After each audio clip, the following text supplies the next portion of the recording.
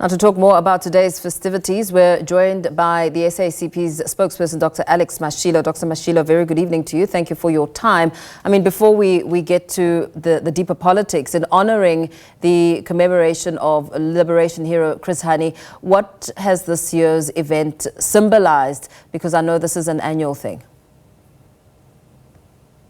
This year's event symbolized the Chris Hani family and the SACP struggle to secure an inquest in order to unearth the truth as a whole and the circumstances surrounding the assassination of Chris Hani.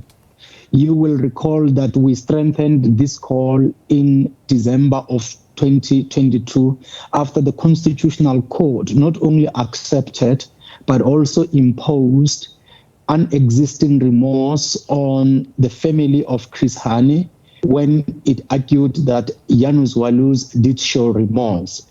The truth was to come out during an interview after Janus Walus was released, when he again emphasized that he had no regrets in assassinating Hani the communist, but had regrets in assassinating Hani the husband and the father, while in fact Hani the communist and Hani the husband and the father are the same indivisible person, which is why the assassination of Hani the communist was also the assassination of Hani the husband and the father.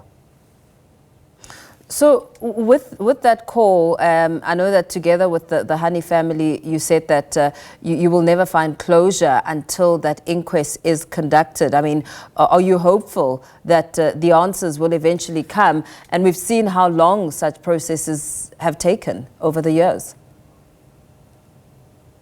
Indeed, these processes have taken a long time. We have been in and out of the courts of law. We were in and out of the parole system hearings.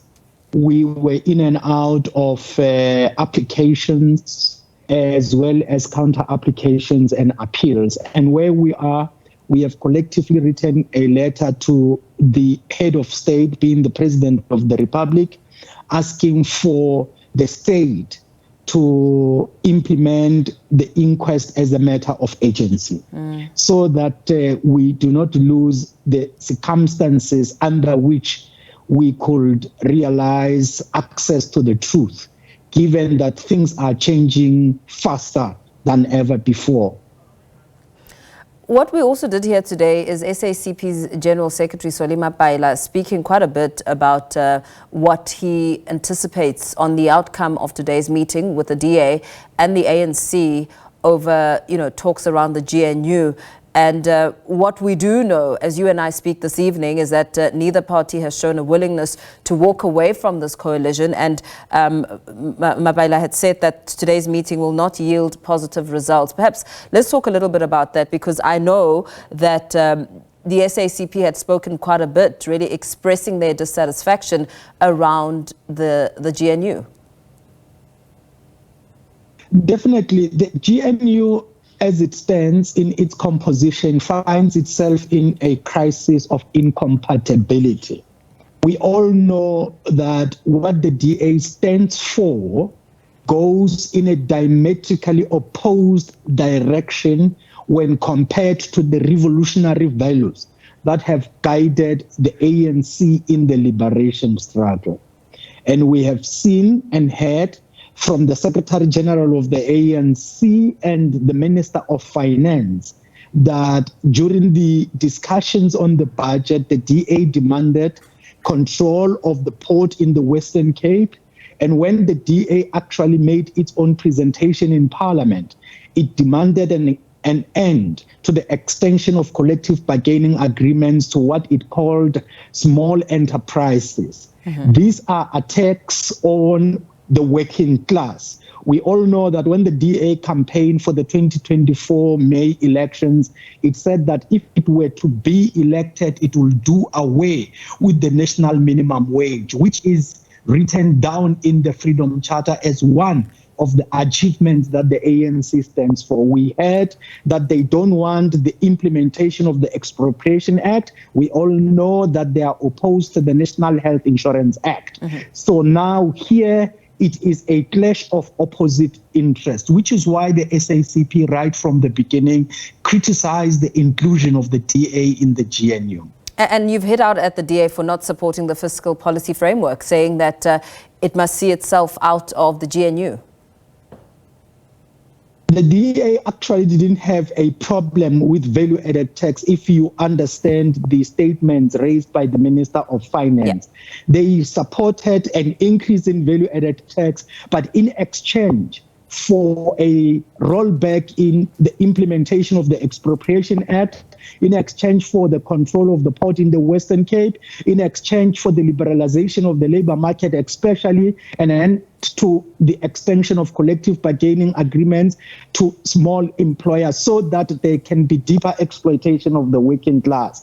While on the other hand, the SACP strongly opposed and still stands against increases in value-added tax in the best interest of the working class. Mind you, that we all pay the same amount of value-added tax when we buy goods and services. It doesn't matter what income level you are in. So this ends up in a situation where the poor pay more of their income on value-added tax compared to their rich in proportional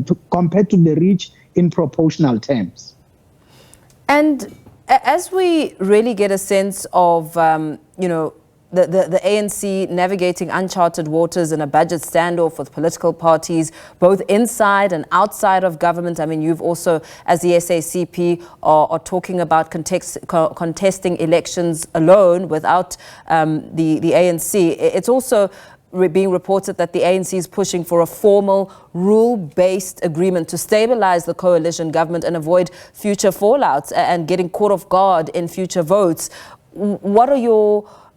Do you think there will be some difficulty around this? What do you think could happen if there is such a structure?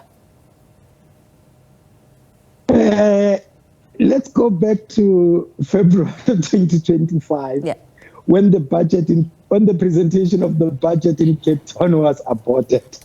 You will recall that we heard that this was the best way the GNU was working, and this was great. But now this revealed itself to be a crisis. But out of the crisis, we had a lineup of political parties that supported the fiscal framework on the basis of a proposal that within 30 days, the National Treasury must find alternative sources of funds to replace the increase in value-added tax. And the DA opposed that. Now, the SACP, arising out of its central committee last weekend, called on the government to stay true to history, to really explore in reality so that everybody can see that there was an exploration of alternative sources of funds to replace the value-added tax within 30 days. If the government can do that, it is clear that it will be stable, because if you study the voting patterns in Parliament, of course, you had more than 50% plus one majority voting against the DA and its exits. So that can be one way of stabilizing the government. The problem is when you want to lock yourself in a single way of stabilizing the government by ignoring the alternatives that are available, including the very alternatives that enabled you to pass a fiscal framework on the basis of the proposal that within 30 days there must be alternatives to replace the proposed VAT increases. Very well. Thank you so much for speaking to us this evening and giving us your insight. SACP's spokesperson, Dr. Alex Mashilo.